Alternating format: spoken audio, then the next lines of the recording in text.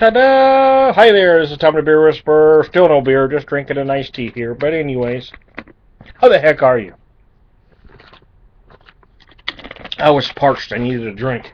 Hey, I believe I left off, if you're still listening, uh, where Seamus was just admitted to the hospital. We were there for quite a while. Well, not quite a while. I guess maybe an hour. I don't know. Seems like a long time. But anyway, we were there for a little bit.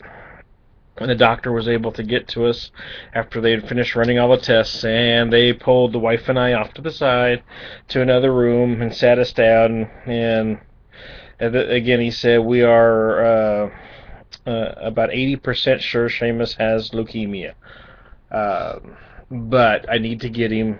We need to get him out of Springfield. He says I want to treat him like he was my own son, and if it was my child, I would get him out of Springfield. Now, he had suggested either St. Louis or Kansas City, but he had been in touch with him in St. Louis. For some reason, the wife and I just didn't even hesitate. We just looked at each other, automatically said St. Louis, and that's where we ended up. They probably would have sent a plane for him, I think is what they were talking about. It's all kind of a blur now. But February 13th was the only snowstorm of the year, and it was a big one, folks. So anyway, they had to get this special crew to come get Seamus to take him up there.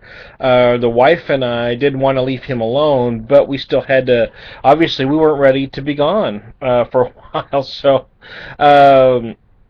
As soon as the ambulance came and got Seamus, the wife and I ran home, packed a bag. Well, first did ask Seamus if he wanted me to ride with him. He said he was fine.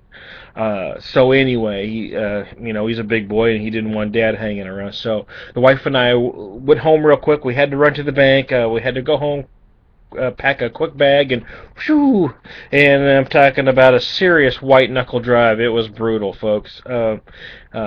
When we did get to the hospital, Seamus had just been in the room for a few minutes. We weren't too far behind him, but we talked to his nurse. I don't know if I should mention names, because they may not want their names known. But they were his first nurse was just incredible, and then the nurse practitioner that was there that met us there before we saw the doctor kind of explained what was going on. They were just getting him in. They were getting labs, because they had to run tests there. So anyway. And then it was the next day, the next early morning when we saw his doctor, and then she confirmed that he did indeed have leukemia, the B cell variety, ALL. He had ALL. There's different forms of leukemia I now know that I did not know before. Anyways, it was, you have a lot of feelings at this point because you don't know. He's got leukemia. Nobody's really giving you a full answer. You're asking questions.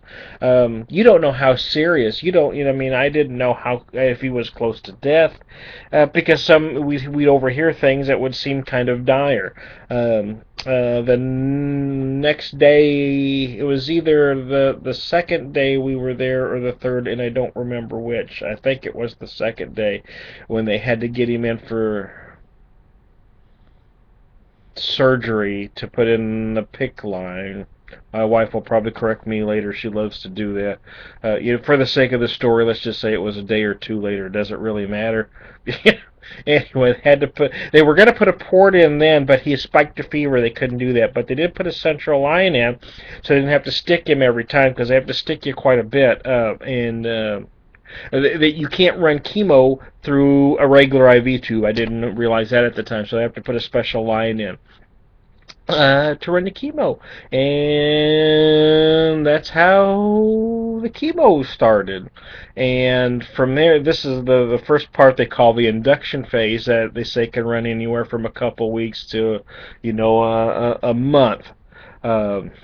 And that's how that started. So I'm gonna end there right as Seamus is starting his induction phase, and we'll call this part 3 and shut her down.